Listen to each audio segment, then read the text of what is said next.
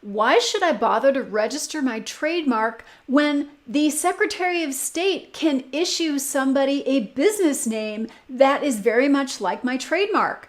A viewer asked that. I'm going to answer it here in the next 4 minutes. I'm Angela Langlotz, trademark and copyright attorney. I go live here on weekdays to discuss trademarks and copyrights. If you have trademark or copyright law questions, drop them into the comments below. I'll answer them in a future live video. So I had a rather cranky fellow ask me, or actually just make sarcastic comments, in a post on my Facebook page, and I wanted to respond. So here's what he has to say.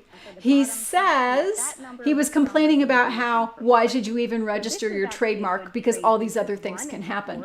He says, plus, when you get a federal trademark from the U.S. Patent and Trademark Office, in your state, the Secretary of State can issue your business name to another entity, LLC, or corp. If you registered your federal mark as an individual, no problem. Just litigate that too. And don't expect the state government to understand that you were first. Well, there are a couple of issues that Pat seems to be confused about. Number one issue that he seems to be confused about is the difference between a trademark and a business name. Now, your business name and your trademark can be separate. It doesn't matter if they're the same, they can also be separate. Now, just because somebody registers a business name doesn't mean that they have the right to use that business name as a trademark if you have a federal registration. So just because the Secretary of State issues somebody a business name, that doesn't mean that that individual or entity has the right to use a infringing trademark in the marketplace, right? So what are some examples of this? So there is a company, a really big consumer products company called Colgate-Palmolive, all right? And Colgate-Palmolive makes a bunch of consumer products that don't bear the Colgate-Palmolive name. So I think they make Pledge furniture polish and Gain laundry detergent and a whole bunch of other consumer cleaning and household care products that don't bear the Colgate-Palmolive trademark.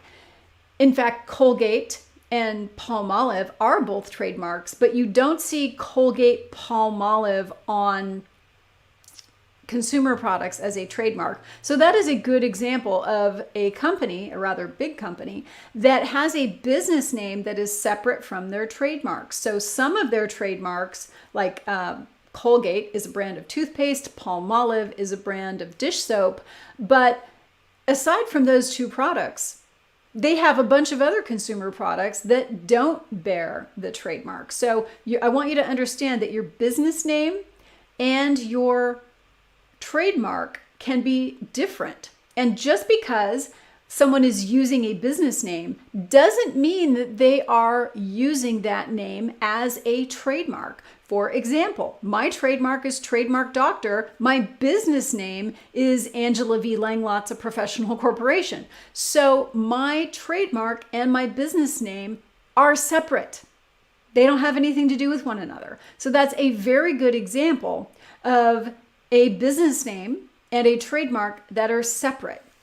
So I just wanted to answer your question, Pat, and I hope you have a good day. If you have trademark or copyright law questions, drop them into the comments below. Find me online at TrademarkDoctor.net.